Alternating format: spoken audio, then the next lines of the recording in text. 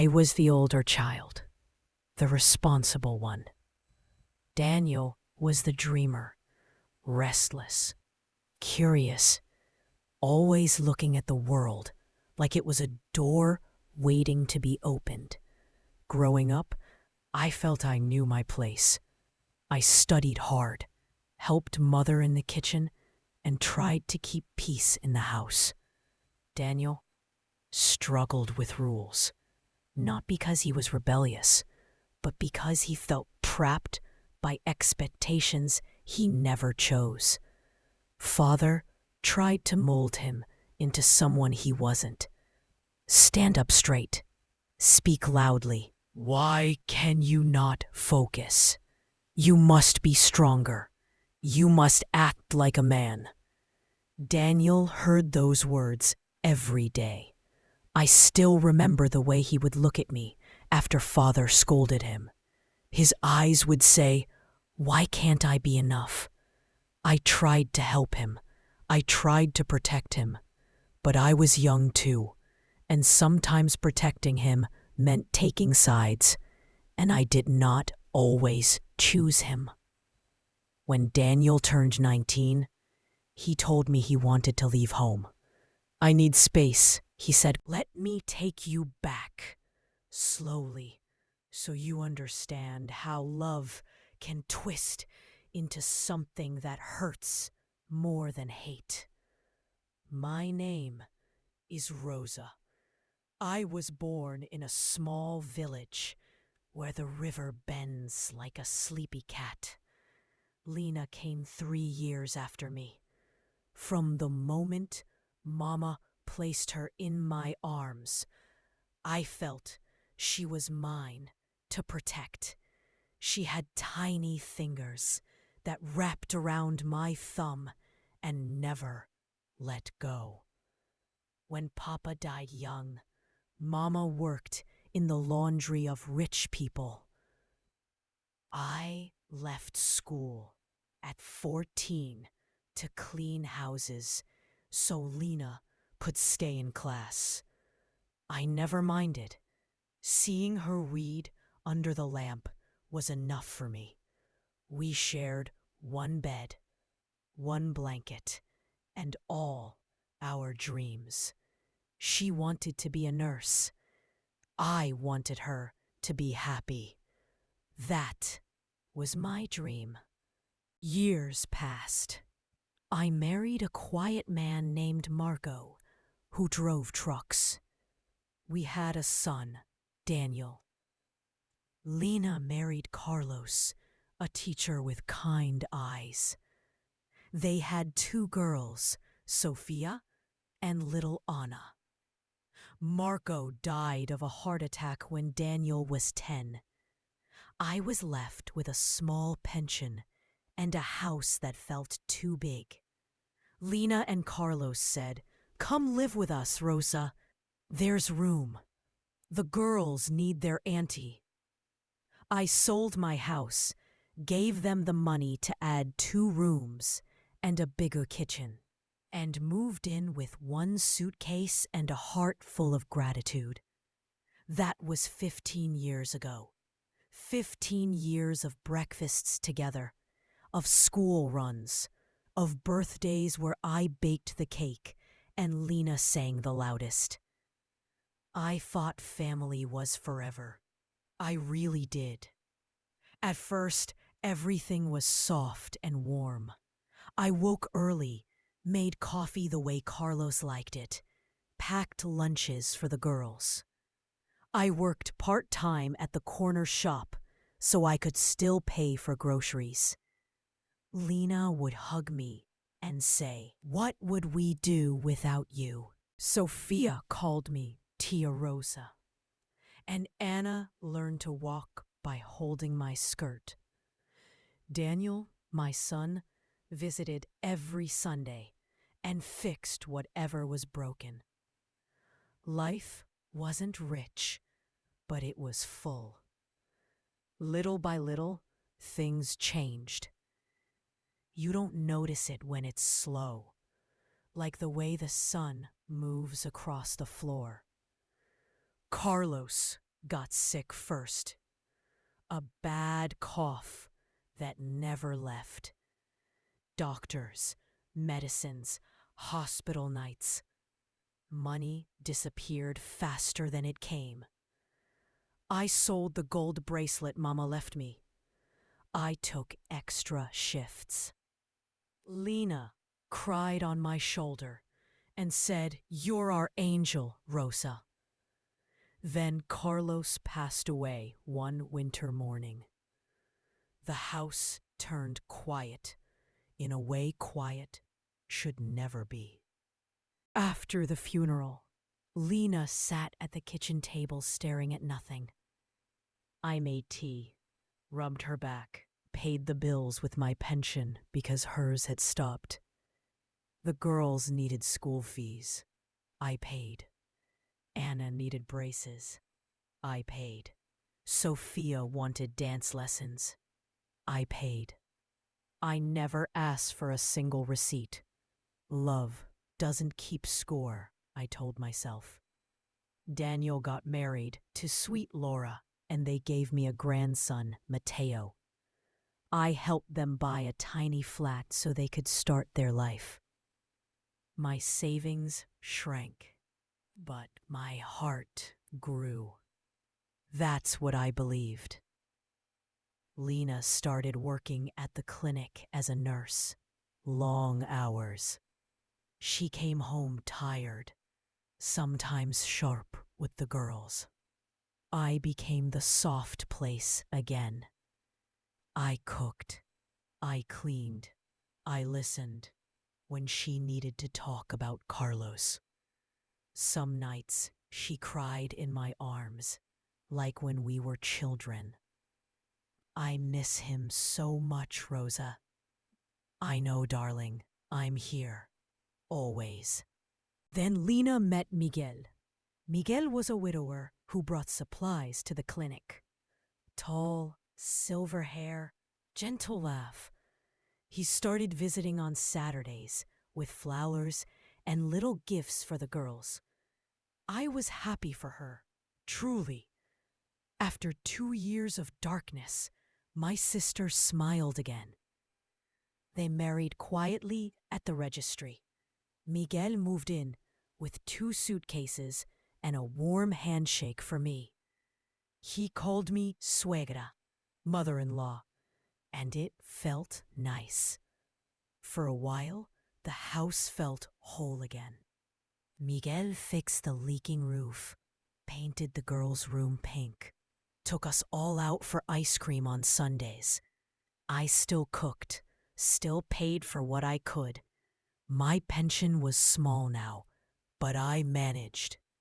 Then the small things began. Miguel liked order. He rearranged the kitchen cupboards. My pots moved to the back. My apron disappeared. I said nothing. It's his house too now, I thought. Lina started saying, "Rosa, you don't have to work at the shop anymore. Rest." I smiled and kept working. Rest is expensive when there are mouths to feed. One evening, I came home and found my things moved from the big bedroom to the tiny one at the back, the one with no window. Lina said, "Miguel needs space for his office. You understand, don't you?" I nodded. Of course. My clothes now lived in boxes under the bed. My photographs of Marco and Daniel went into a drawer. I told myself it's only things. Love is what matters. Money got tighter. Sophia needed university books. Anna needed a new phone for school apps. Miguel's car broke down. I gave the last of my savings. Lina hugged me and said, "We'll pay you back when things are better." I kissed her forehead. There's no debt between sisters. Daniel noticed I was thinner, quieter. He asked, "Mama, are you okay?" I lied and said yes. Then came the day I will never forget. It was a Thursday. Rain, soft like tears.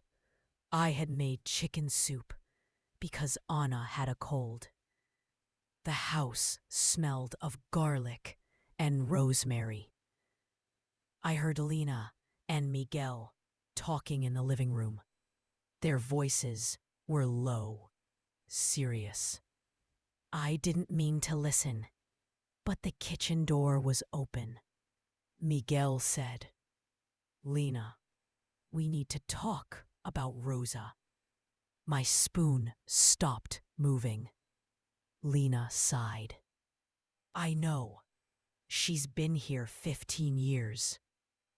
It's a lot. She pays almost nothing now," Miguel said. "My friends ask why your sister still lives with us. It looks strange, but she helped us so much," Lina answered. Voice small. "That was then. We're married now. This is our family." Sophia is embarrassed when friends come over, and Tia Rosa is always here. Silence. Then Lina, softer. "What do you want me to do?" "Ask her to leave. She has Daniel. Let him take care of her. We need our own life." I stood there, spoon dripping into the pot. My chest hurt like someone pressed a stone on it. I wiped my hands, walked in slowly. They looked up, faces pale. I smiled, the same tired smile. I smiled the day Lina was born, and I promised to protect her forever. "Lina," I said gently, "I heard everything. It's okay." She opened her mouth, closed it. Tears filled her eyes. "I never wanted to be a burden," I went on, voice steady. "You gave me a home when I had none. I will always be grateful." Miguel looked away. Lina whispered, "Rosa, I raised my hand softly. "No need, darling. You have your family now. I understand." That evening, I packed my one suitcase again. Daniel came within an hour, face dark with anger he didn't show in front of the girls. Laura cried when she saw the small room I had been moved to. Mateo, only 5, held my hand and asked, "Tia Rosa, why are you sad?" I moved into Daniel's spare room. It had a window that looked at a tree. I placed my photograph of Marco on the little table and sat on the bed. For weeks, I didn't cry.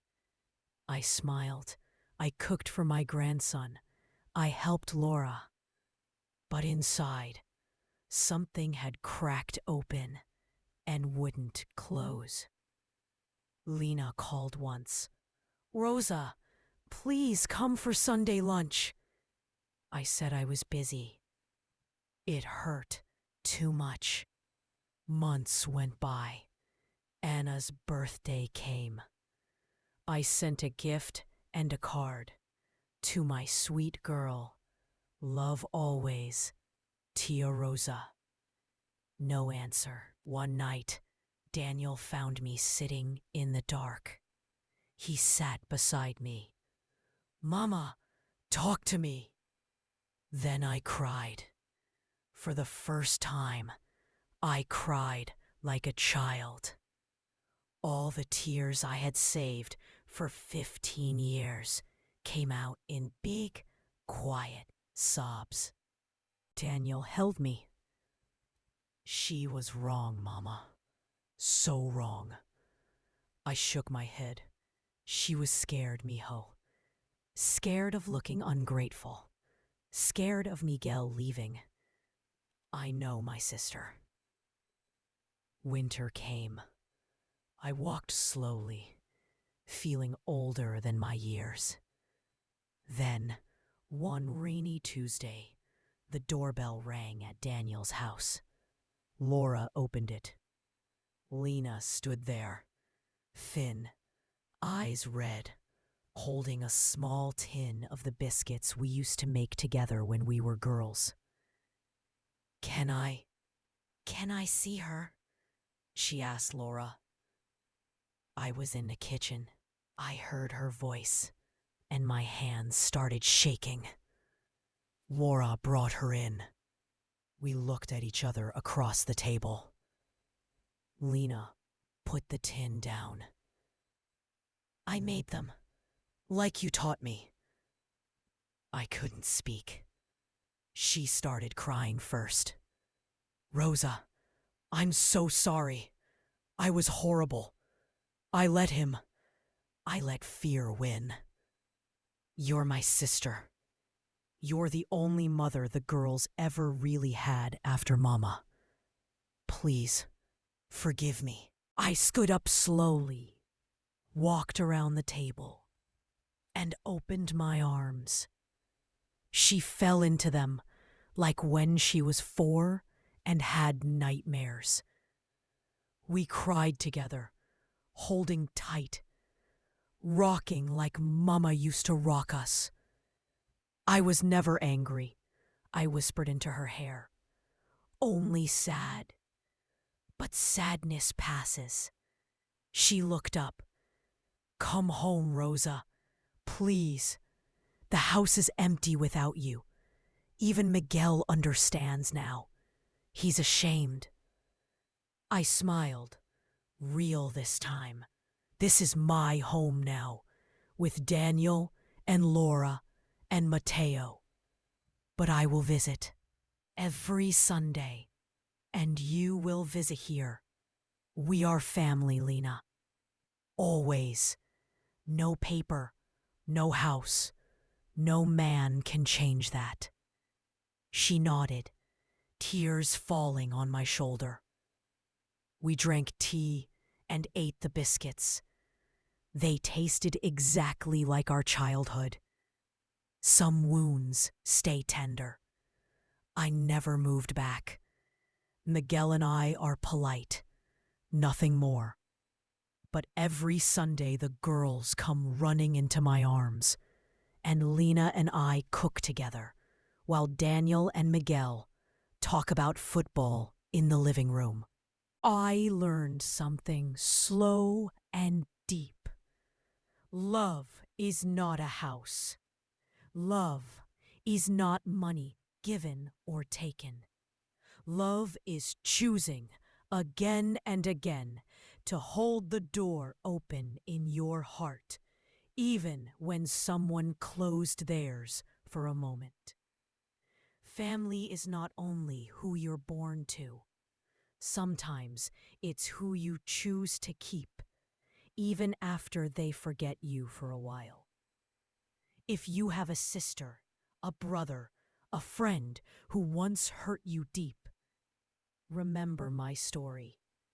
Forgiveness is not weak. It is the strongest thing I ever did. And that, my sweet friends, is our story for tonight. Sometimes the hardest envelopes to open are the ones that bring us back together. If this touched your heart even a little, please tap that little heart below. Leave a comment and tell me, have you ever received a letter that changed everything? And if you haven't already, come sit with me every week. Click subscribe and ring the bell so you never miss a story. We're a family here at Grandma Hour. And there's always room for one more. Take care of your hearts until next time. I love you all so very much. Good night, darlings. Sleep gentle.